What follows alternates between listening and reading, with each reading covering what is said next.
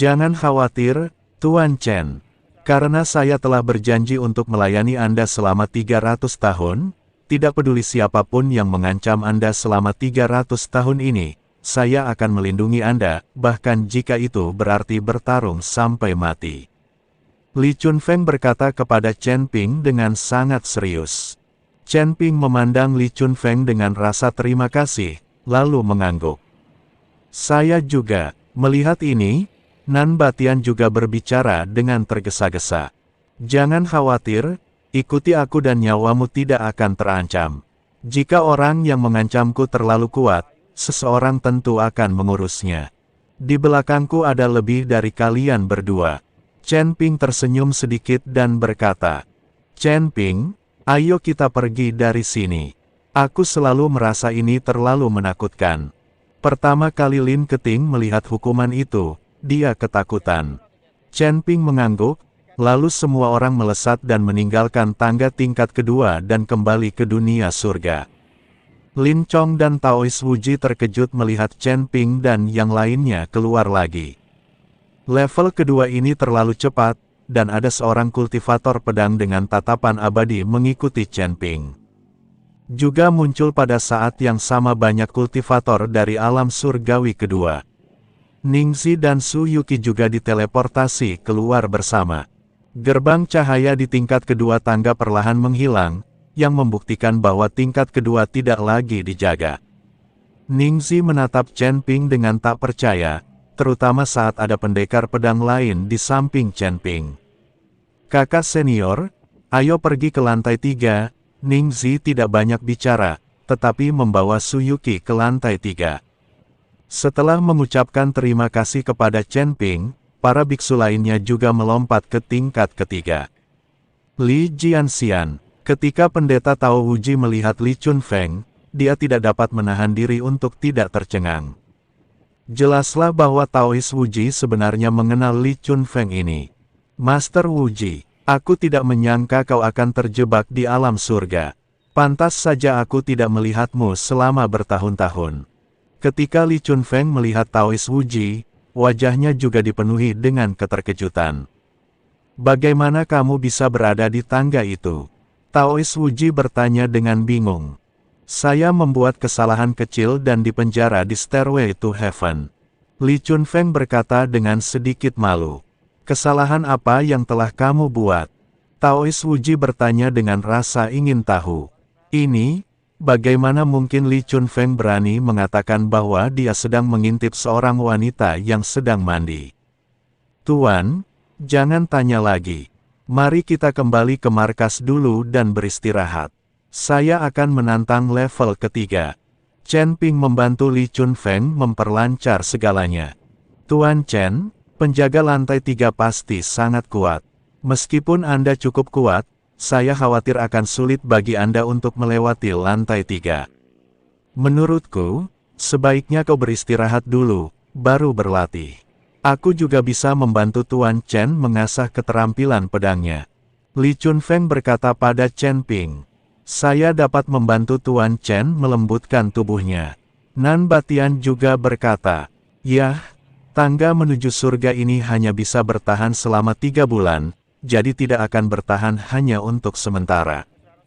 Chen Ping mengangguk. Setelah bertempur dalam 2 pertempuran berturut-turut, Chen Ping benar-benar kelelahan dan perlu memulihkan diri secara perlahan. Kelompok itu kembali ke Sekte Tao. Pada saat ini, jumlah biksu di sekte tersebut lebih sedikit, dan sebagian besar dari mereka berlari ke tangga menuju surga. Saat Chen Ping dalam masa pemulihan, dia bertarung dengan Li Chunfeng dan mengasah keterampilan pedangnya. Dia juga akan melawan Nan Batian secara langsung dan melatih tubuhnya sendiri. Di balik Gunung Tao, lautan awan mendidih. Li Chunfeng menyatukan jari-jarinya untuk membentuk pedang, tetapi sebelum ia bisa melepaskan pedang itu, pohon pinus berusia berabad-abad di tebing mulai menjatuhkan jarum hijaunya. Chen Ping berdiri diam dengan mata terpejam, pedang hijau di lengan bajunya berdengung tanpa henti. Ia seakan melihat Bima Sakti tergantung terbalik di atas tulang belakang pedang. Hati-hati, Li Chunfeng tiba-tiba menyatukan jari-jarinya dan menebas. Cahaya pedang yang terang menembus kabut, tetapi ketika menyentuh 3 inci di antara alis Chen Ping, cahaya itu berubah menjadi ribuan kupu-kupu cahaya. Pikiran Chen Ping dipenuhi dengan berkah. Dia menggambar lingkaran dengan pedangnya secara horizontal, dan benar-benar mengarahkan semua niat pedang yang tersebar. Kemanapun pedang itu menunjuk, lautan awan mengembun menjadi 9 naga putih yang menjulang ke langit. Lengan Nan Batian berdenyut-denyut dengan urat-urat, dan tinjunya yang seperti besi menghantam ke bawah. Tuan Chen, terima ini. Hembusan angin menerbangkan kerikil dan mengenai dada Chen Ping, tetapi dia memanfaatkan momentum itu untuk berputar, dan tubuhnya bersinar dengan cahaya keemasan redup. Saat kedua lelaki itu bertarung, seluruh gunung berguncang, mengejutkan sekawanan burung yang menghalangi langit. Tubuh bagaikan kuali, dan kehendak ilahi adalah api. Nan Batian tiba-tiba berhenti tertawa terbahak-bahak, dan Chen Ping merasa seolah-olah organ dalamnya ditempa oleh api. Dia membuka mulutnya dan meludahkan bola udara busuk, yang sebenarnya mengembun menjadi pusaran angin kencang di udara. Chen Ping berlatih sendirian dengan Li Chunfeng dan Nan Batian, yang membuat Lin Chong dan Taois Wuji ketakutan. Karena kegilaan Chen Ping, di bawah pelatihan Li Chunfeng dan Nan Batian, kekuatan Chen Ping telah meningkat pesat. Faktanya, Nan Batian dan Li Chunfeng masih sangat menyukai Chen Ping. Meskipun mereka berjanji untuk melayani Chen Ping selama 300 tahun, baru setelah pelatihan selama periode ini mereka menemukan bakat dan pemahaman Chen Ping, yang langka dalam 1000 tahun. Terlebih lagi, Chen Ping bukanlah tipe saudara generasi kedua yang mereka bayangkan. Kekuatannya sepenuhnya karena kerja kerasnya sendiri. Terkadang Chen Ping dipukuli di sekujur tubuhnya, tetapi dia tidak punya niat untuk mundur. Berdengung, akhirnya suatu hari, ketika Li Chunfeng dan Nan Batian masih menenangkan Chen Ping, tiba-tiba langit dan bumi berguncang, dan awan gelap bergulung-gulung. Kedua orang yang melihat pemandangan ini tercengang. Apakah ini awan petir? Li Chunfeng berkata dengan wajah terkejut. Siapa yang akan berhasil? Mungkinkah Tuan Chen? Nan Batian memandang Chen Ping yang berdiri dengan pedang di tangannya, dan dia tidak dapat mempercayainya. Awan petir ini sangat menakutkan, seharusnya bukan Tuan Chen. Dia hanya alam Mahayana tingkat ketiga. Bagaimana mungkin dia bisa menarik awan petir yang begitu menakutkan? Li Chunfeng berkata dengan tak percaya. Kalian berdua sebaiknya menjauh, jangan sampai kalian terkena badai petir. Itu adalah awan badai petir yang disebabkan oleh kesengsaraan Chen Ping. Taois Wuji berkata kepada Li Chunfeng dan Nan Batian. Apakah itu benar-benar milik Tuan Chen? Apakah dia bisa menahan guntur yang mengerikan seperti itu?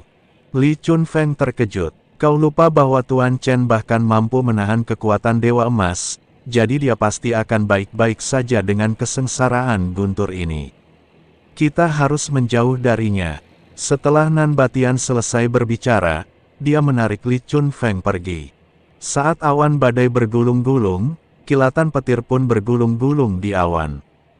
Ledakan. Tiba-tiba, sambaran petir menyambar.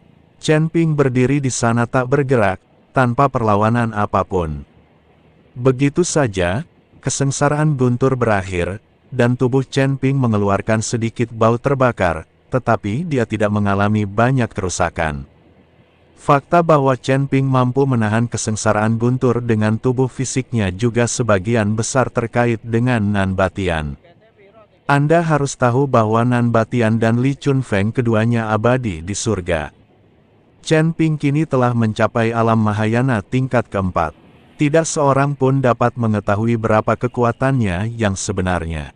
Setelah terobosan, Chen Ping tidak bergerak untuk waktu yang lama. Dia hanya melihat matanya sedikit terpejam, seolah-olah dia tengah merasakan sesuatu. Apa yang sedang dilakukan Tuan Chen? Nan Batian bingung. Tuan Chen tampaknya telah menyadari sesuatu selama terobosan ini. Li Chunfeng berkata, jangan ganggu dia.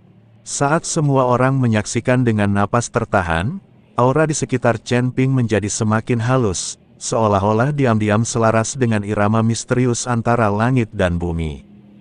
Setelah beberapa saat, dia perlahan membuka matanya, dan secercah kebijaksanaan yang menembus rahasia surga melintas di matanya. Dia berkata dengan suara yang dalam, "Saya telah melihat sekilas beberapa hukum langit dan bumi. Misteri di dalamnya jauh melampaui imajinasi." Setelah berkata demikian, Chen Ping mengangkat tangannya dan mengeluarkan kepingan giok ketiga dari 4 kepingan giok. Slip giok itu terasa hangat dan sedikit dingin di tangannya, dan rune di atasnya berkedip-kedip pelan seolah-olah bersifat spiritual, seolah-olah menggemakan kekuatan hukum yang baru saja dipahami Chen Ping.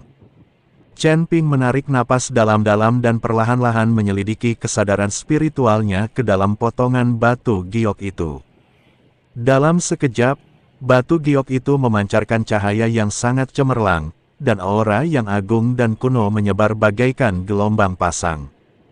Pada saat yang sama, situasi di seluruh dunia surga dan manusia berubah secara tiba-tiba. Langit yang awalnya cerah tiba-tiba berubah gelap, awan-awan gelap berkumpul dan bergulung bersama, seolah hendak menelan dunia. Gunung-gunung dan sungai-sungai berguncang, bumi retak, dan retakannya menyebar ke segala arah bagaikan taring binatang buas. Angin kencang bertiup kencang, membawa pasir, batu, dan tumbuhan, menimbulkan suara siulan yang melengking. Burung-burung dan hewan-hewan di hutan menjadi panik dan berlarian ke segala arah, seakan-akan mereka tengah menghindari suatu bencana besar. Ini, apa yang terjadi? Nan Batian membelalakkan matanya karena terkejut. Melihat perubahan yang mengguncang bumi ini, suaranya bergetar tanpa disadari. Li Chunfeng mengerutkan kening, menatap kepingan giok di tangan Chen Ping dengan tatapan serius, dan berkata dengan suara yang dalam, "Pasti kepingan giok inilah yang menyebabkan pergerakan aneh di langit dan bumi. Sepertinya ada rahasia yang tersembunyi di dalamnya."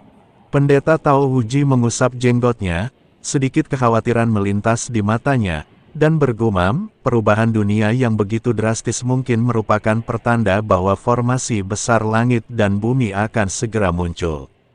Chen Ping membuat formasi besar langit dan bumi muncul. Selama formasi besar langit dan bumi muncul, kita akan dapat menemukan cara untuk menghancurkannya. Kemudian kita dapat kembali ke surga dan tidak lagi terjebak di sini. Mendengar Taois Wuji mengatakan ini, Nan Batian dan Li Chunfeng keduanya tampak sangat gembira. Mereka bermimpi untuk kembali ke surga. Pada saat ini, Chen Ping benar-benar tenggelam dalam dunia slip giok. Di ruang spiritual yang luas dan tak terbatas, gambar-gambar kuno dan misterius berkelebat seperti kaleidoskop. Dia melihat kelahiran dan perubahan gunung dan sungai, pergerakan bintang, matahari dan bulan, serta naik turunnya semua makhluk hidup. Dalam gambar-gambar ini, benang-benang tipis saling terjalin, mewakili perwujudan konkret hukum langit dan bumi. Saat ia menjelajahi slip giok itu lebih dalam, Chen Ping merasa seolah-olah kesadarannya telah menyatu dengan seluruh dunia surgawi. Dia dapat dengan jelas merasakan hembusan napas setiap jengkal tanah, aliran setiap hembusan angin, serta suka-duka setiap makhluk hidup. Dan di kedalaman dunia ini, suatu kekuatan dahsyat dan kuno tengah perlahan bangkit, itulah kekuatan formasi agung langit dan bumi. Hampir sampai, formasi besar langit dan bumi akan segera muncul. Chen Ping bergumam sendiri, dahinya sudah dipenuhi keringat, tetapi dia sama sekali tidak menyadarinya. Dia mengerahkan segenap tenaganya untuk mengaktifkan indera spiritualnya, mencoba menjalin hubungan yang lebih dalam dengan formasi agung langit dan bumi yang akan segera muncul. Hanya dengan cara ini, ketika formasi besar langit dan bumi muncul, akan mungkin untuk menghancurkannya dengan lebih cepat dan lebih mudah. Sekte api. Di ruang rahasia, Wen Haotian merasakan gerakan yang tidak biasa di dunia surga dan manusia, dan ekspresinya menjadi lebih serius. "Saya khawatir formasi besar langit dan bumi akan segera terwujud." Wen Haotian bergumam, "Leluhur, Formasi besar langit dan bumi telah muncul. Aku tidak tahu apakah itu baik atau buruk. Pasti ada seseorang yang mencoba menghancurkan formasi besar langit dan bumi.